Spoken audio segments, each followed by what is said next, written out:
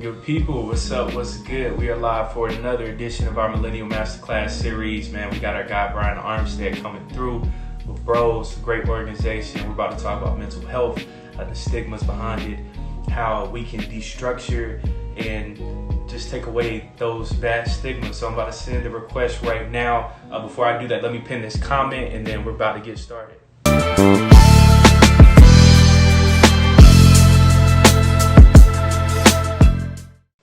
My brother, what's going on? What's up with you, King? Hey, man, I'm chilling, Nothing much, man. Hey, I appreciate you, man, coming onto the platform. Yes, sir. Thank you for having me. Anytime, man. Tonight's discussion is much needed. It's about to be fun, so we about to just go straight into it, man. When I learned about your organization, everything that you guys were doing, I thought it was genius. It's needed. Like, I cannot say that enough. So how did the whole idea start? How did it start with, with the structure of it, the purpose, everything? How did it all start? Well, it started out from being in locations that were predominantly African-American and just going through things, as a young African-American in society, we go through a number of things. And these things need to be addressed. They need to be discussed. Many times we don't have outlets. So we think we don't have outlets as young African-American people. Yep. And so we wanted to start Bros. Bros stands for Brothers Rising Over Stigmas. And obviously this stigma will be mental health. Yep. And so it's just a joy to see the impact that we've had in people's lives so far, going out into the community, helping people, providing that platform for people to speak out against certain things that they may be holding in. So we have three founders. We have Derek, myself, and Cletus. We all attended Grambling State University. Derek and myself are both from the city of Atlanta. Cletus is from New York. But we all are very passionate about mental health, young black men, and we see the effects that it has on our community. So we wanted to make sure we got out there and made a change. So I feel that, bro. And it's like right now during this time, of course, with police brutality, Black Lives Matter going on, it's like as black men, we literally constantly see ourselves dying on TV, on the news. It's played on repeat like it's a football film. Like it's just going instant replay over and over and over again. What effect do you think that has on our own mental health? That's an amazing question. That's an amazing question. So I call the news the ESPN of black murders. And I say that because, like you just said, they play that consistently over and over and over. And a lot of us in the black community look at the news the first time we get up. It's the very first thing we look at when we get up. Yep. And so what that does is it re-traumatizes those things into your mind. And the way the mind works is the more you see something, the more you start to believe it. Yes. You understand? So it's literally telling us and teaching us subliminally and ingraining that into our subconscious that we are less than. Don't do this because you're going to get killed. Don't do this because you're going to get locked up. When somebody tells you to do something, do it. Don't give them any backlash or anything. So that's detrimental to our mental health in itself because it's re-traumatizing us and creating post-traumatic stress disorder, PTSD. So now we can't go anywhere because that PTSD consistently is responsible for our actions. So it's those areas that we have to look at when in terms of the news. And I guarantee you turn the news on any time, you're going to see blacks getting killed, blacks going to jail. Whenever they're not talking about the weather, they're talking about one of us getting killed or going to jail. So, I mean, it's very traumatizing. Yes, bro, yes. And you saying that, man, the ESPN of Black Lives, because that's facts. Because it's seeing people commentate on us. It's seeing people do an instant replay of the videos, the visuals, showing it constantly. And I would say one of my biggest pet peeves as a black man is when they show those things, they bring up black on black crime, or they try to talk like we're just inherently violent people as black men. How do we start proving those things to be wrong? Because I know what you do, you guys prove it every single day, but it's like still, after having discussions like this, groups like, such as yours doing all the great work, it's still people saying, well, we're still killing each other, or black men are aggressive. So how do we start changing that narrative? So let me ask you a question, right? If you had a test on Monday and you got all your study material on Friday, what would you do during the weekend to prepare for that test on Monday? Just cram. You got your material on Friday. The test is on Monday. What would you do with the material to prepare for it for Monday? I would try to study it as much as possible, but it would be hard because all I would do is just try to cram all that information in like a few days, which is for college, bro, you got to be clutch because that's very difficult. So, in essence, you said that you would study it, you would repeat it back to yourself, you would familiarize yourself with the information that's going to be on the test on Monday, correct? Right. Okay. So, with that said, every single thing that we look at, if it is consistently teaching us the same message, we're going to learn how to be that message. Like we're going to subconsciously become that message that we consistently see over and over and over again. Have you ever took a test and before you even write your name, you write the answers down? Because you already know the answer to the question. Already anxious too. Right. It's second nature, right? Because you study the information so much to where when you see the question on the test, you know the answer. You don't even have to really look at it all the way. You just got to read half of the sentence. Right. Like, I know this answer right. So it's the same thing with what we put into our bodies. We have to do a better job of paying attention to what we consume. We have to do a better job of paying attention to what's our diet. Our diet is not just what we eat. It's not. I break down the word diet into 5 different segments. And those 5 different segments are simply your 5 senses. You have to make sure that you are protecting what you are looking at. We just got done talking about the news. Let's not watch the news so much because we see the message that they're trying to portray on the news. Let's make sure we're watching what we're putting into our ears. If we're consistently putting negative music into our ears, people talking about killing someone and hurting someone and murdering someone, getting into fights, and I'm the toughest guy. Like, you can't put that in your ears consistently and think you're going to have a clean heart. It's not going to work. So it goes back to just making sure that we're putting good stuff into our ears and that we're protecting ourselves. A lot of times we are our own worst enemy as Black people. But again, that goes back to having that choice of what are we consuming? What are we digesting? What is our diet? Who are we talking to? Are we watching news every day, or are we watching something inspiring and motivational? Are we listening to music that tells us that, people are dying every day, or are we listening to music that's telling us, okay, you don't have to be this way? We're listening to music about love or something that's enlightening us. So it goes back to what we're consuming at the end of the day.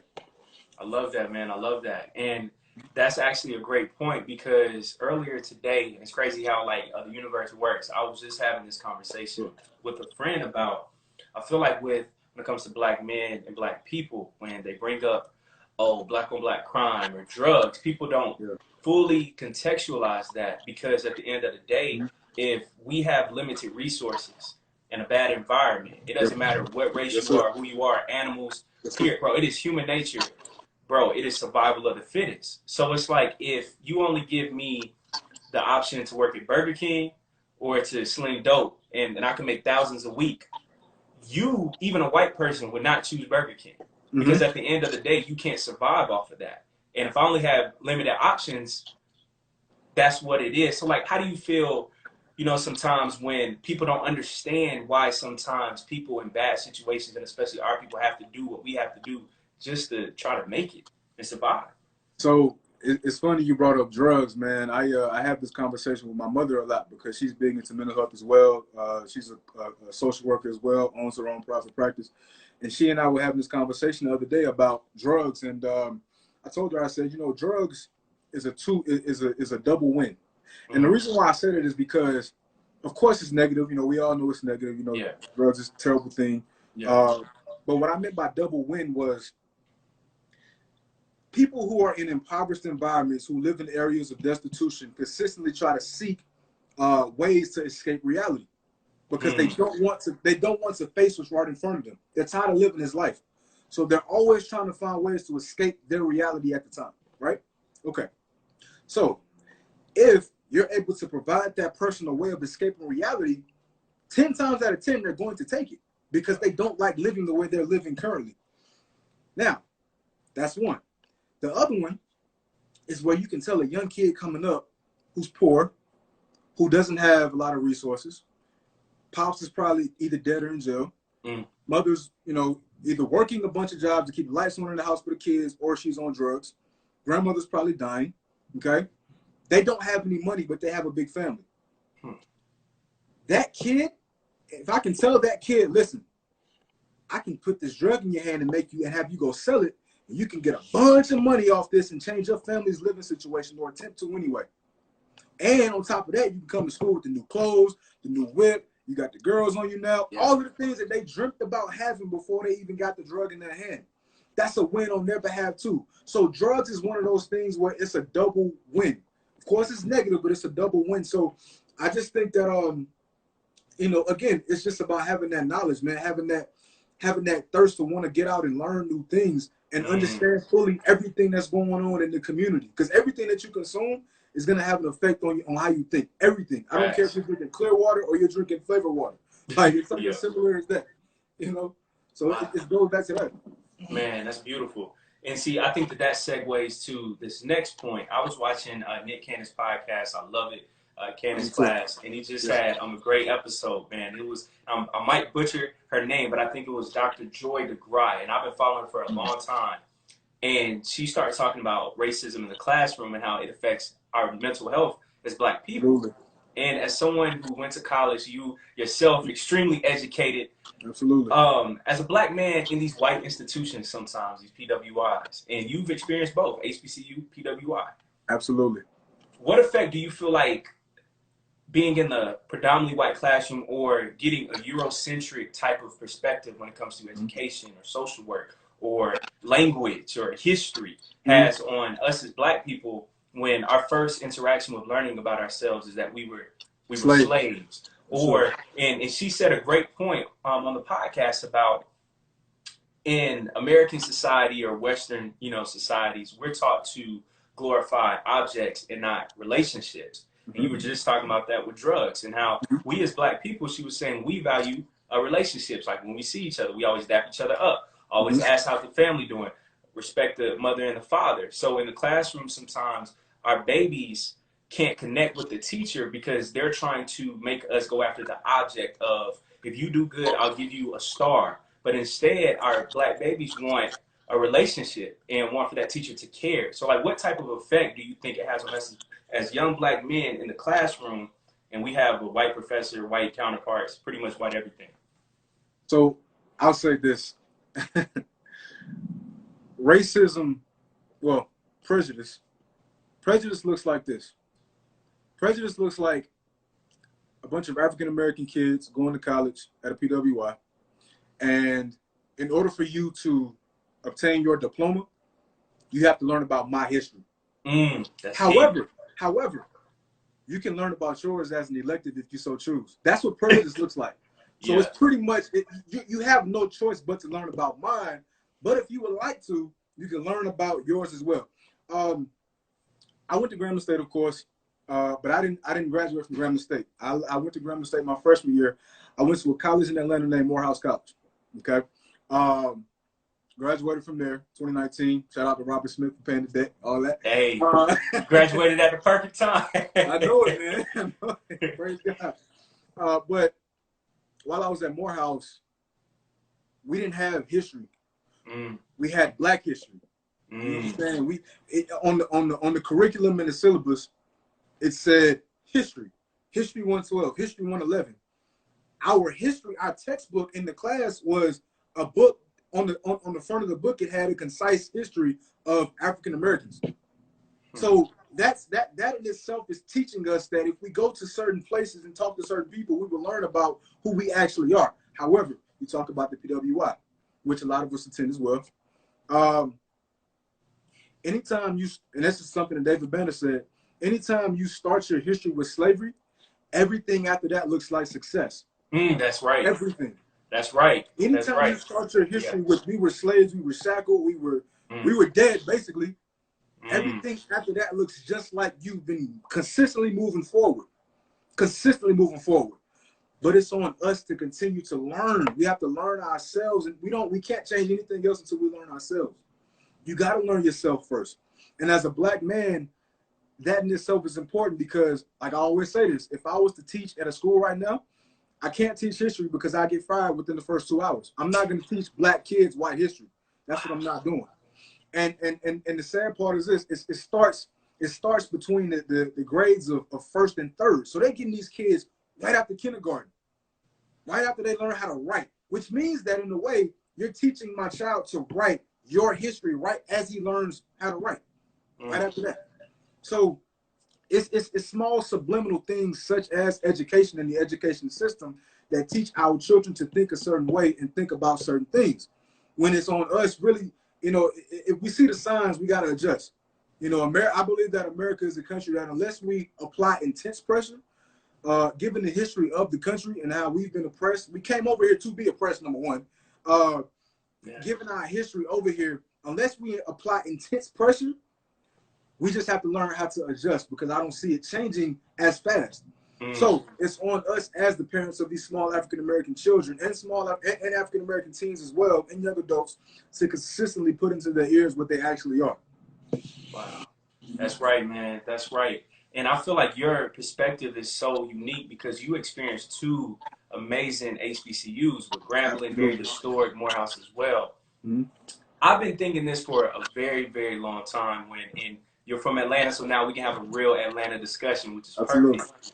I remember hearing Killer Mike talk with T.I., and I feel like it was a genius talk about we need to create a funnel system somewhat of our metro schools such as Booker T. Washington, Doug, Mays, like all of these historical places, Maynard Jackson High School. So my biggest plight right now, too, is seeing that we talk about Atlanta being the blackest city in the world, which arguably it is, of course. But I want to see us empower people that's our age or the youngins and to actually have a funnel system of when you graduate from school, instead of you applying your talents for a white corporation, you could apply it towards black-owned businesses. So then our value towards black commerce goes up. And it could stay in the same areas of kids at Doug already knowing what they want to go to school for and already doing those entrepreneurship classes, tech, coding, all that. Then going from Doug to Morehouse. So then all that money goes to Morehouse. And then after Morehouse, it goes to our black-owned businesses. But however, I don't see that, especially here in Atlanta. And I feel like that has a big effect on our mental health as black men because instead we have to go to corporate America. We got to fit in. We have to dress a certain way, talk a certain way, just to get in those rooms. So how can we start changing that? Yeah, you know, you hit the nail on the head, man. When you said, you know, we have to fit in, it's almost like we have to meet their approval. You know, and that in itself is demoralizing. It's equivalent, and I hate to bring this up, but you know, I deal with it every day. It's equivalent to people who have been sexually assaulted, kids who have been sexually molested as a young child. You're constantly looking for that acceptance of people, because you didn't get it when you were a child. So we as Americans, you know, we came to the country, there's 20 of us that came, 16, 19, of course. And we were, in a way, those children that were sexually molested. We didn't have a choice in coming over here. And so now we are the remnants and the descendants of those who were sexually molested. So they're going to just teach us what they know. You understand? Like back in the days, they learned that in order for me to survive and not get killed by massa and not get whipped, I have to learn to agree with everything he says. I have to learn how to just love, you know, like they say, massa sick, we sick. You know what I'm saying? And it's ingrained in us by the time we come out. So by the time we come out, if everyone has been learning these things from generation to generation to generation, well, then what are we going to learn? The same thing that they taught us. The same thing that their dad taught them. You know, so it goes down to generations. But again, you know, I think it starts with ownership at the end of the day. I think the more we own things, the more we can call our shots. And I say that for this reason. Music in our generation now of teenagers and young adults is big. You know, we love our music. We love the Lil Babies and the Gunners and Megan Thee Stallion, City Girls, everyone. We love music. If there was a way to get these famous artists to speak about a different message, I think that would help. I think also when you think about our reality TV shows that we love so dearly, Love and Hip Hop Atlanta, Black Ink Crew, Real Housewives, the other ones, I think that if they were able to spread a different message, it would help. The issue is that we don't own any music. We are the artists, but we don't own the music. We don't own B103. We don't even own BET. That's owned by Bio. Ain't that something? By CBS and the two white people that own CBS. Man. We don't own anything. Man. But we have to learn to own things, and then you can call your own shots after that and put your message out there. And that's what I think it comes down to. Yeah, bro. And what you said about trauma that's passed down, and earlier before that, PTSD. Mm-hmm. I think that all of those things are terms that people are starting to hear, starting to understand more, but I don't think we truly understand that that is passed down, because what you said was deep about making white people feel comfortable. Mm-hmm. And I feel like we don't even understand that it's ingrained in us as a people. Mm-hmm. Every single time white people will come around, and if me and you, if we're with our friends and we've been chopping it up, laughing, the moment that they come around, all right, everybody chill out because we don't have problems, because it's some white people around. Exactly but then right. with white kids, they never had to have those thoughts. So you yeah. think about it like this: how are we as a people going to progress if we're consistently living in survival mode? Dang. Consistently living in survival mode. There's never a time where we feel like even when you get a bunch of money right now, like Jay-Z still know he's a billionaire. Michael Jordan's a billionaire. Robert Smith is a billionaire. Oprah's a billionaire. They're still black. Like, let them piss off one of their friends and see what happens. Deshaun Jackson. Same thing. You saw what happened? It's like, right. So it's one of those things where it's like, Jay-Z said it best, light jigger, dark jigger, still jigger. Like, it's the same thing. I'm still that person. So yeah, man, I feel it. I don't know sometimes. Well, I do know. It's just, I guess it's frustrating because when I see us as black men, I think sometimes we get a big bad rap because a lot of us are doing great work. I see what y'all are doing, so many other groups. Again, back to that confidence level. Like, how do we keep raising our confidence to where we're confident even when it's a room of white men? Because I feel like, especially with our young black boys, if they're already assimilated mentally, if they're already trained mentally, by the time that they get to our age, they're already trained and already beat down, and they just want to fit in. So I'll say this: whatever is on the inside is going to show on the outside. So however you think about yourself on the inside is what's going to come out in your body language. Okay. If you know yourself, if you know your history, if you know exactly where you come from, the type of people that you came from, you know yourself inside and out. Facts. There's nothing no one can tell you about yourself. Nothing. Zero. I know exactly who I am. I know where I come from. I know the battles that my people had to go through. So I don't feel afraid when I walk into a building of Caucasian, whether they're counterparts or whether your teammates on the job, whatever they are, coworkers. It's the same thing. I know exactly what I bring to the table. I know my value, and I know why I'm here. And once I'm done with doing whatever it is that I was doing while I was here, that the job is done. So again, I just think it goes back in terms of having confidence. Confidence is something that shows on the outside based off of what you think about yourself on the inside. And so again, if you know yourself, it's going to show in your body language. Yeah, I love that, man. But let me add on to that real quick. Yeah, please do. Confidence is also something that is in a way taught, because confidence comes from knowledge. So for example, right? I'm gonna ask you again. If you say you had a big presentation, you got a TED Talk, matter of fact, it's 200 people in the stands, but they're only asking you about you. Like, would you feel comfortable, or would you be like, I don't really know the information, so I don't really know what to say? Like, how would you feel if they're asking you about you? Yeah, if somebody prepared for like a TED Talk and you focused or you prepared to talk about this subject and not yourself, you would feel like railroaded, because it's like I wasn't even prepared at all. Absolutely. But if someone is talking about you, then there's nothing you can't tell me about me, because I'm me. Like I'm me. Like nobody knows me like I know myself. It's the same approach when you're in a room full of people that you're uncomfortable with. But if you know your information, and if you know exactly who you are, then it's gonna show on the outside. It's gonna show on the outside. So again, it's on our ancestors and our parents to tell us exactly who we are. Amen, bro. Hey, you preaching, man. And see, with bros as well, like with y'all talking about mental health, again, that's needed. How can we start sparking those conversations even more? Because I've been in situations and I've seen times where there have been black men or friends who are black men who were crying out for help, but we would see it as, oh, he's just tripping right now. But he was really hurt. So how do we start feeding into each other more? You gotta change the narrative. For a long time, again, like Brothers Rising Over Stigmas, for a long time, mental health was seen as, oh, he's crazy. Like, you go to a therapist, bro, like you're in therapy right now. Like, bro, you're crazy. And people start to instantly judge you off the fact that you go to therapy when it's really helping you. So I think that we've got to change that narrative. We have to. And a lot of times it starts with the question, brother, how do you feel? Brother, what's on your mind? What's on your heart? You know, how do you feel about so-and-so?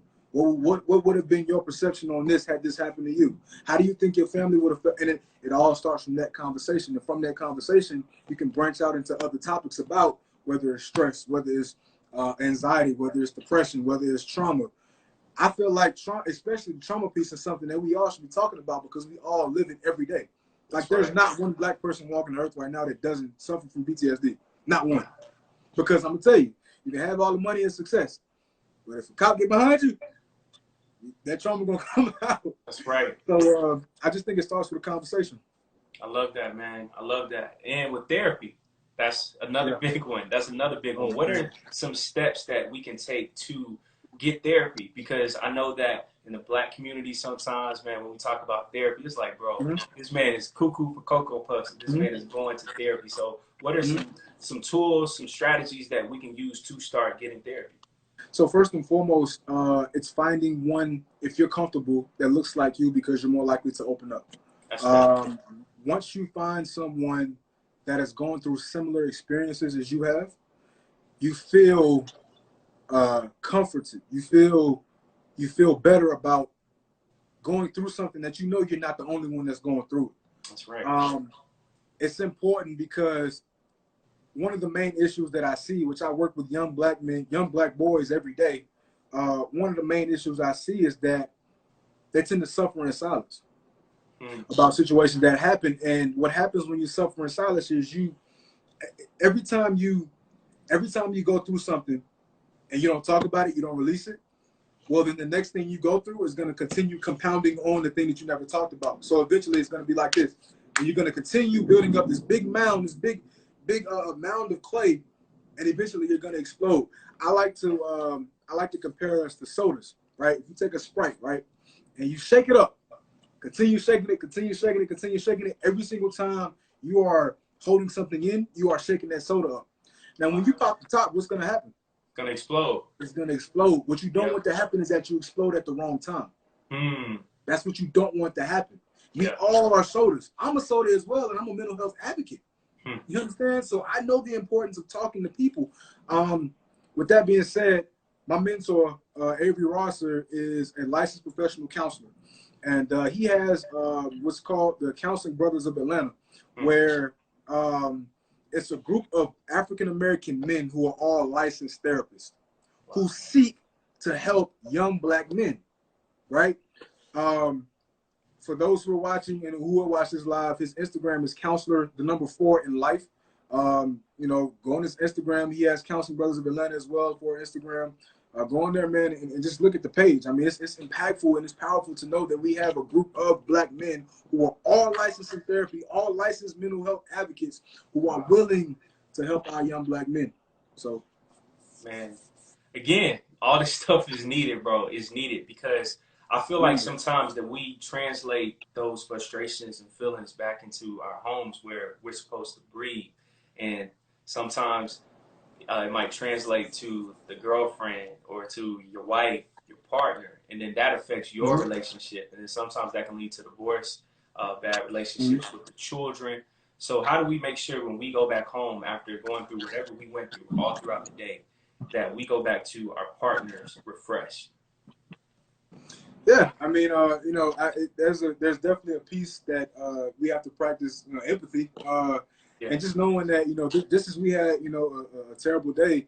You don't know what kind of day this person might have had, you know, so you have to be careful about taking your frustrations out on other people because you never know what they've been through in that day.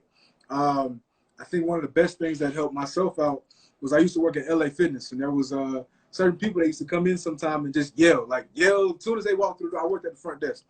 They never said good morning. They would just be mad at something. And I had to calm myself down and control my emotions and be disciplined enough to know they're not mad at me. They're mad at something else that happened. I'm just the first thing that they saw to take their frustrations out on. Wow. And so, you know, we're not perfect. Absolutely. We're not perfect.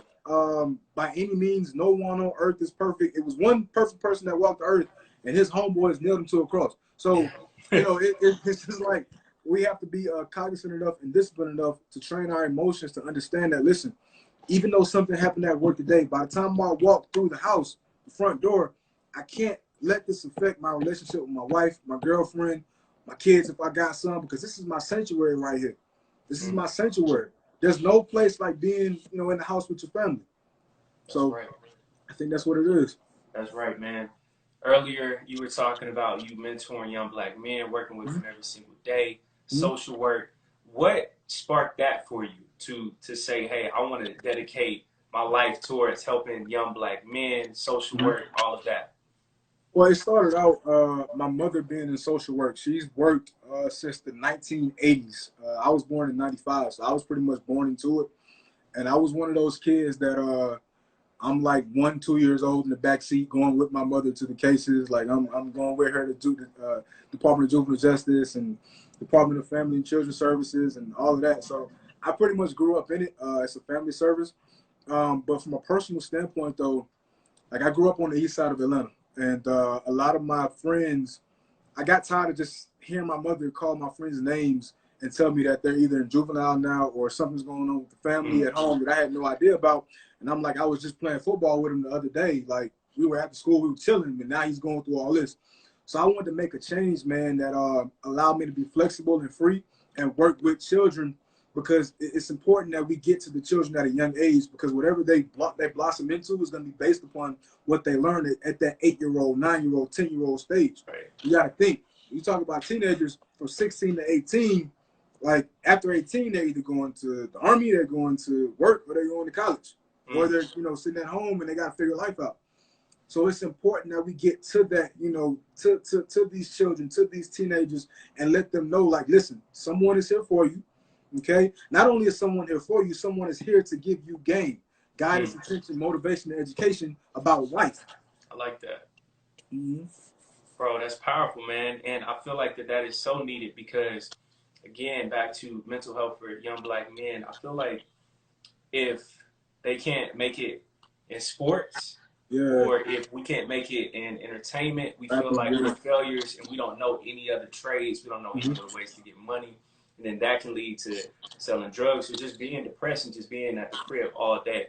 So after this is posted, this will be posted on YouTube as well. So for everyone who's tuned in that may not have made it in football or in basketball, baseball, or whose rap career isn't popping off right now, how do they protect their mental health? Because sometimes as black men, we feel like in society's eyes, we're only valuable if we're those things. Well, number one, I would say, again, like we said before, you have to pay attention to what you're consuming. If all you're consuming is ESPN and you know, the rap artists now, of course, your entire world is going to tell you that the only thing you can be and be good at and be successful at and get out your situation is to do those things that you pay the most attention to. At the same time, I would like for them to take a step back and look at everything in the world around them and ask yourself, who made this and why? That lets you know that it's more to life than running the ball, shooting the layup, trying to spit a hot 16. It's more to life than doing these things. Also pay attention to this. When you talk about money, when you talk about people being paid for a job, understand that yes, these athletes are multimillionaires. Yes, these rappers have bling bling cars and houses and women. But everything that looks like gold, how does it go? Everything that glitters not gold. Yeah, that's right. The rappers are the last people to get paid. After the producer, the record label, the director, the studio time, whatever else, they're the last people to get paid. Athletes are rich. They have millions and millions of dollars. But who's paying them millions and millions of dollars? Every team has one owner. Well, I say at least two, maybe 1 or 2 owners. And those owners are paying these athletes multiple millions of dollars, every person on the team. So you got to think, if you're paying these athletes, everyone on the team, multiple millions of dollars, how much money are you making? So understand, and I say this, I'm not, you know, disrespecting any athletes, but that's just the reality of it. You don't have to always be on the court on ESPN and you know, on all of the other sports channels to think that you're making money. Those people, the athletes, are making money, but someone's paying them the money that they're making. Be that person. Own the team. You don't have to always spend the money. You don't have to always be the person in the spotlight. You can be the person that's owning whatever people want. You know, and this is the last thing I'm gonna say.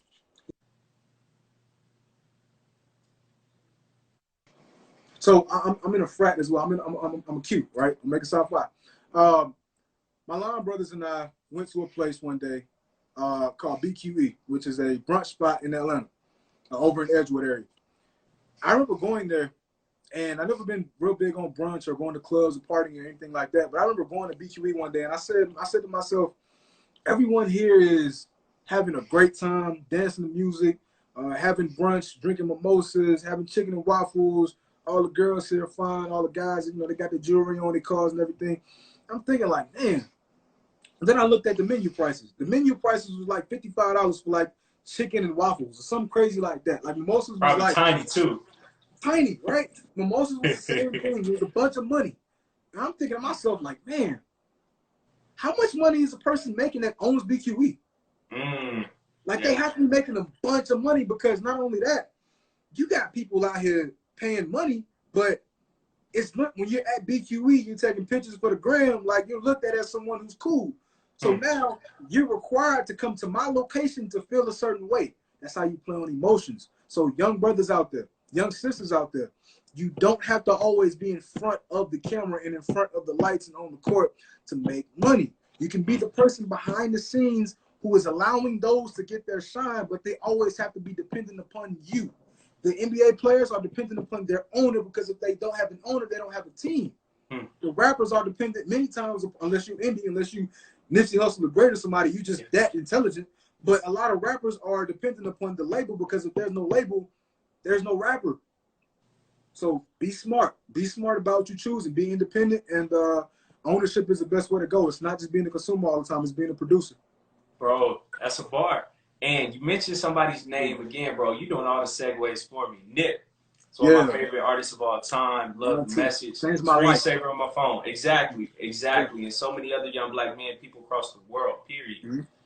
Nip's story, I feel like, for black men is so complex, because it's what we can feel, because from start to finish is what we experience. And I feel like with Nip, especially when he died back in 2019, it felt like a family member died. It felt like a brother or like a father figure died, bro. Like, I'm still not over that. But I remember, like, that day finding out, I was in shock. And I remember going to class, I was in shock. Like, I was just out of it for, like, that whole entire week, bro. Hey, you know what, man? Number one, I remember where I was. I remember exactly what I said and who I said it to. And I remember it was a Sunday, because I had to work that Monday. And I got 1 hour of sleep. And I just, you know, when you have people that you look up to, people that you see yourself in, people that have, you know, a similar story to your story in terms of coming out of a low, an impoverished environment, and then making it big, and then learning how to educate more people to come out of the gutter and do what you're doing. You don't get many people like that. You don't. So Nip was one of the greatest minds to not only be come out of the USA, but to be on Earth, period, bro. That's right, man. That's right. And I feel like with Nip's story, that touches on mental health for us as black men, because with Nip, we see somebody who was giving back, like what you said, giving game. And he was doing the complete opposite of our plights about so many other black entertainers and black elites, about not coming back, not sharing resources, and not creating resources. So he was doing all of those things. And to see him murdered in front of the flagship that started everything. Absolutely. That, as a black man, kind of made me even think twice, because it's like, once you make it, do we still have to look around, and we got to even worry about people who could be hating on us, who grew up with this sometimes. So what effect do you feel like that has on us, our own mental sanity of wanting to make it? But then if we do make it, then it's even more pressure, because I got to worry about taking care of everybody. And then even if I do, it's some people who still might be mad. And if I don't, it's people who still, you know, going to be mad. So how do we fix that overall? Yeah. I mean, you have certain cats now who would rather stay in the hood, you know, instead of reaching their full potential, instead of reaching what God put them on earth to do. Yeah. And it's so unfortunate because it's not their fault before I say this, but they allow those outside forces to dictate what's inside of them.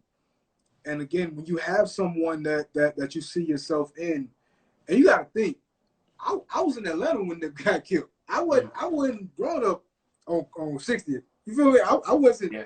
I was in Atlanta, so I can only imagine what the kids felt.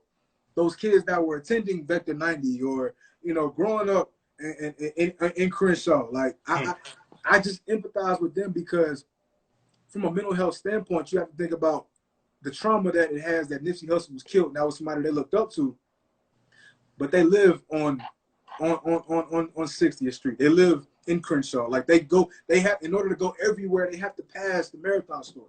So it's all kinds of trauma that they may be going through, PTSD, and it's all connected to. That's the sad part, is that when something happens, you feel stress from the situation, right? You feel anxiety from the situation. You feel depressed about the anxiety and the stress that you feel. And then you have trauma from the event because it's affecting your behavior. Post-traumatic stress disorder. So all of these things are intertwined with each other. But my thing is, you have to think about the young guys that were affected by all of this, man. And it had such a profound effect on their mental health and on the way that they carried themselves every day from then on, because it's like, I don't want to leave the hood, but I know I probably have to, because I see what happened to Nip, and I really don't want to reach my full potential, because if I do, somebody gonna get me, they're gonna be jealous. I can't go nowhere and talk to nobody else that I knew from back in the day, because you know I need to just change my whole friend group. So it's a plethora of events that might have changed in their behavior based off of this situation that happened with Nip. Yeah, bro. I mean, amen, all the way through, bro. Amen. And another term that you used and a phrase that I loved was reach your full potential. And again, going back to the classroom, there's so many young, brilliant black minds in the classroom. Like, even with somebody like Nip. If Nip went to college, bro, he would have been a genius. Like, he would have had over like 3.5 easy. He could have gone to school for business. And I feel like so many of us get discouraged inside the classroom because if we see our white counterparts, we automatically think that they're smarter, or Asians, or whoever. And then too, with like some of our friends, we don't want to come off as nerdy or as too smart or a goody two shoes, like all these bad things. So how, for our young black men, can they understand, yo, you can go in the classroom, you can still be cool, but also, bro, you can be the smartest in the room as well. Yeah, no, I mean, that's definitely key. And then when you talk about your friend group, you think about the guys that you hang around every day. If those guys, and I'm gonna say this too for the young people coming up, you know, if your friend group is a group of guys that don't encourage you to be better and don't motivate you to get out and do something else besides what everyone is doing around you, you might want to get a new friend group. Well, you need to get a new friend group. No, and it's no Mike. You need to get a new friend group. But again, this goes back to everything that, you know, we touched on the consuming piece of things, and we touched on what you watch and what you listen to. It can also be who you're talking to. It can definitely be who you're talking to, because if you're talking to a group of people that consistently remind you of the place that you live in and never tell you can get out, never give you options, never give you possibilities, never give you examples of who made it out, then you're subconsciously going to think that since nobody made it out of my situation, there's no way in the hell I'm going to make it out of my situation. It's not possible. I did some work with the kids in the West End area of Atlanta over by Morehouse. And one of them told me that the farthest they could see was the street sign down there, and that's it. So that told me right there that your sights of going higher in life are as far as the street sign down there. That's it. But it takes for someone to be in their ear, be with them, and let them know, like, listen, you don't have to be in a situation your entire life. You don't. You're a lot smarter than this. You're a lot brighter than this. You come from a people that had the first written language called hieroglyphics. We had hunting, we had gathering, we had technology, we had math, science, the whole nine. We built pyramids, and we had no boulders and no bricks, none of that. But it goes back to those things. We have to educate our youth that much to let them know, like, listen, it's already in their subconscious minds that I'm great, I'm wonderful, I come from this right here. Gold and diamond and silver grows out of the land that I come from. I mean, how much more? You feel what I'm saying? So Yeah, it goes back to all of that, man. All of that. I love that, man. And I think for this next subject right here is very important for today's time when it comes to us finding a partner as black men, and especially trying to find like a strong black woman, whoever, right? How should young black men go about, people, our age, go about finding that great partner? Because that can affect somebody's mental health. If it's a bad relationship, it can make somebody depressed, anxious, angry. So what's the importance of finding that strong relationship, that strong partner, and also making sure that, everything stays healthy and strong? So it's funny you asked that question, because I'm actually currently reading The Weight by Devon Franklin and Megan Good. And they were talking about how they didn't really feel each other at first. Megan Good was like a party girl. She was smoking cigarettes. She was having sex a lot. Devon Franklin was pretty much making movies and trying to live the godly lifestyle. But what I gained from that book was it is about forgiveness at the end of the day. And it is about finding that partner that not only you're compatible with, but you see yourself getting better with. I think that there's someone out there for everyone. I think that it's just about finding that person that you feel can make you better. It's not about staying in the same place. Don't get a girl because you're 23 years old and you go to, I don't know, what's a club now? A club every Friday. And Compound. Compound, Yeah. Right? It's not about being 23 and you go to Compound every Friday night and Shawty go to Compound with you. And I know she going to be there for me when, it's not about that. Like whatever you want to be in life, the key is to get someone that knows a little bit about what you want to do. Not knowing like an expertise, but knowing, okay, this person wants to do this. How can I assist? Facts. Right. And two, it's about getting someone that you can get there with, that you can grow with. You have to be able to grow with that certain person. We're never not learning. Like we're never not learning. We're always learning. I don't care. You're learning until the day that you die. Of course, at 30, the brain slows down, so you accumulate pretty much, in large part, the things that the way that you're going to be is based off of the information that you accumulated up until you turn 30, for men and for women. But the brain never stops learning information. It doesn't. It never stops growing. It slows down, but it never stops growing. So you have to be willing to get someone that you feel that you can get better with. That you feel, and don't be afraid to be selective and be disciplined, to be patient, not to jump into situations. Because I'm someone that's an advocate of that as well. BJ Armstead is not about to be out here and jumping into situations that I know are not good for me just because I'm lonely or I'm desperate or I ain't got nobody to talk to. No, I got God, number one, and number two, I don't have to.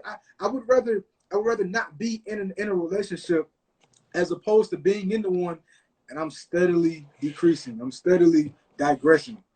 You don't want to do that. You want to always be elevating yourself, reach your highest potential, reach some heights, as Nick would say, right? But it's about finding that woman that you can do that with.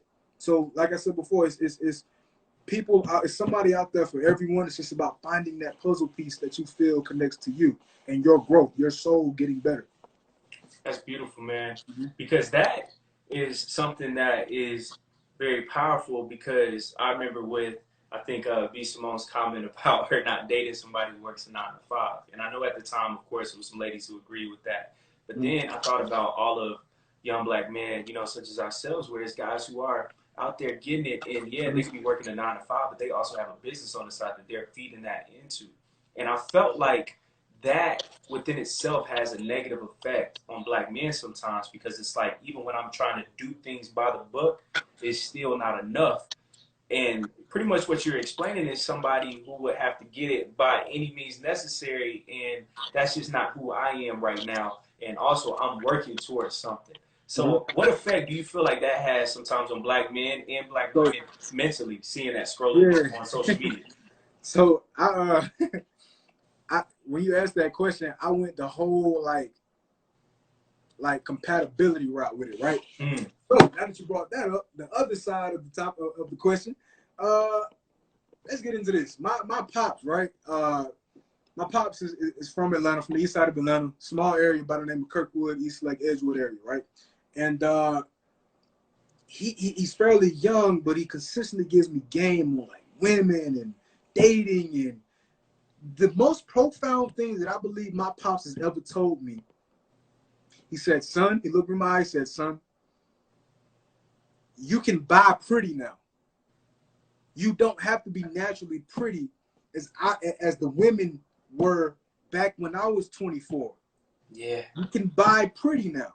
And what that means is this. Yes, it means MAC makeup. Yes, or whatever makeup they're wearing now. MAC makeup, wigs now, and everything else. But it also means the materialistic wealth, the car. My parents and I had a conversation about how many rappers now are shouting out Birkin bags and how they cost $15,000. But in order for you to feel good about yourself, you have to buy, which is white on, Birkin bags, Hermes, right? So it's that as well. But when you think about it from a mental health standpoint, the black man doesn't feel good about himself unless he can provide the materialistic wealth that the woman requires to get in the first place. So if I don't drive the car that she wants, if I don't have the bag that she wants, if I can't provide her with the baby, you want to go shopping, here goes 20,000 right here, have fun. If I can't do that, then I'm looked at as a wimp, as a punk. Now, what does that do to my self-esteem? And this all goes back into mental health. What does that do to my self-esteem? Yeah. That means that in my self-esteem, I'm nobody because I can't provide what this woman, I don't meet her standards. So it's like, damn, like, if I don't meet her standards, I'm worthless now. I'm too small right now. Like, my mental health is shot, my self-esteem is shot. And so it's all a cycle. That's really all it is. But you have to think though, right? Who is forcing women to think this way? Who is forcing our men to think this way? That's deep. It's what we are consuming. It's the rappers that you think about love and hip hop every time. That's the last thing I'm gonna say about this. You think about love and hip hop, right? People don't know this, but love and hip hop people make on average 30 million a year. I mean 30,000 a year. That's facts. It. Only like a few stats, like per episode or something like that. Yeah. It's per season. Yeah. It's per season. $30,000 per season. Many people make more than that in a 9 to 5. So it's like, but when you think about it, if you watch Love and Hip Hop closely, every time someone is, they're about to go to a different person, Stevie J or Jocelyn, and I hope this one, so I haven't seen the show in a long time, but Stevie J, Jocelyn, Jock, or whoever else, they always start with the driveway, right, before they enter the house. And in the driveway, it's always a Mercedes-Benz. And they dressed up to the nines just to go out. Right? You would never see any woman on Love and Hip Hop without the makeup done, the nails done, some Louis Vuitton, Gucci on, a tight dress or something revealing, or the wig, hooked up to. Like, you never ever see that. You never ever see a woman who's not just flawless. You'll never see a man who doesn't have diamonds on, right? Diamonds on, a Gucci shirt, a Mercedes, not a Mercedes-Benz, but Lamborghini, a Maybach. You'll never see that. But this is the image that we are consistently seeing. So going back to how we take tests, the more you see something, the more you study something, the more it's going to enter your subconscious mind, and you're going to think like that. You're going to react that way. So I'm going to automatically think, if I don't have these things, I am useless. I am worthless. My self-esteem is shot. I'm experiencing stress now, depression, because I don't have any power in the world. I'm useless. So it all goes back to that. Wow. BJ, man, tonight's discussion, bro, you killed this. You have so much knowledge. My very last question, where do you see yourself and Bros within the next 5 years? Also, where can everybody follow you, Bros, support the movement, everything? For sure. Well, starting out with where I see Bros is going to be one of the top companies, top mental health companies, not only in Atlanta, not only in the USA, in the world in 5 years. Myself, Cletus, and Derek, we work, tirelessly on trying to make the Bros brand better, along with Summer, Walla, Tiara. Shout out to everybody, the whole team, man, and just the things that we're doing in the community now. It's needed, and we're just happy to be able to be there for people, and provide that outlet for them, from a mental health standpoint. Myself, I will have my PhD by then. Currently, I'm getting my master's right now from University of Georgia in social work. I will have my PhD by then, and I'll be working with some Major League Baseball team. I'm not sure. Probably the Atlanta Braves because that's my team. Love it. I love it, man. I was born in '95, so I ain't really got a trophy. We won the World Series that year. Right. And yeah, man, I currently own two nonprofits by myself: Apollo Sports Counseling Incorporated and Agape Love Mentoring LLC by myself. And I also own another business right now for mental health, which is a family business, of course. But yeah, that's where I see myself in 5 years. I'll be 29, so yeah. Let me see, and also paying back loans for the entire class or whatever class I speak at. I don't care if it's Morehouse. I don't care if it's Albany State, Clark Atlanta, Spelman, any HBCU. I'm paying the loans back for real. But where to follow me? My personal Instagram is BJ. Well, BJ the Visionary. That's BJ the Visionary. And also Apollo Sports Counseling on Instagram. And I think that might be it. I have a podcast myself called Word to the Wise. I'm gonna tap into that. DJ. Absolutely. I mean, I'm talking about things that need to be addressed, and I'm going in. Most definitely. Let me see. I have 5 books that I'm working on now. 2 are being published right now. I have a rap album out. I have not out, but it's being mixed and mastered now. Yeah, I just try to do everything, man. The Bible says, be fruitful and multiply. So whatever God blessed me with, like I said before, I made a post yesterday on Instagram that said, I'm just trying to be a beast at whatever God tell me to do. So if he blessed me with knowledge, this knowledge and this will to go out here and learn everything under the sun, I'm going to regurgitate that information back out into the world. So I want everything. Absolutely. Hey, man, bro. BJ, once COVID is over with, man, I'm going to most definitely invite you, bro, to come to the studio so we can chop it up in person and have a real episode, bro. But thank you, man. Keep doing what you're doing. It's needed, bro. Much love and be safe, for real, bro. Thank you. Thank you, brother. I appreciate it. Yes, sir. This will be posted on YouTube sometime next week, so I got you, all right? Got you. Appreciate you, man. Yes, sir. Anytime. All right. Yes, sir. Y'all, shout out to BJ. I love you all so very much. Make sure to tap in. Thank you guys for the come. Thank you for tuning in. I appreciate you. If you haven't already, hit the link in our bio and subscribe to the 3 Milli Podcast YouTube channel. You can stay up to date with all of our content. We'll be going live again at 9 p.m. tonight. I love you all so much. Thank y'all for real. So subscribe to the YouTube channel if you haven't already. Follow us and follow BJ as well and Bros as well too. So thank you all so very much. I love y'all. It's only the beginning. Stay blessed. Peace.